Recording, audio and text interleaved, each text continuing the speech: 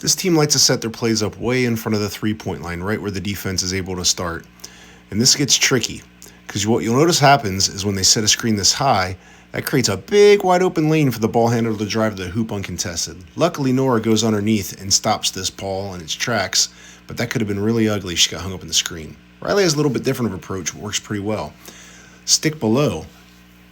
Notice that when the play starts, she's far enough down to where when the screen comes, she has plenty of time to recover and get around the screen before that ball handler can get around the screen.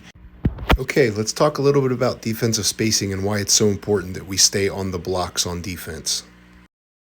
Kennedy and Nora are on each block facing their offensive player that they're guarding, meanwhile still peeking at the primary ball handler at the top.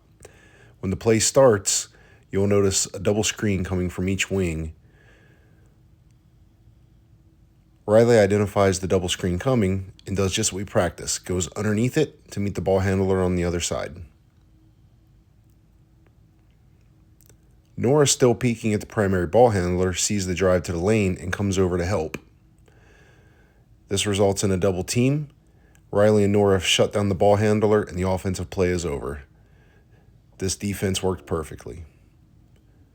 On the next play, Elizabeth and Hazel have the same approach, each on the block facing the offensive player they're guarding but still peeking at the ball handler.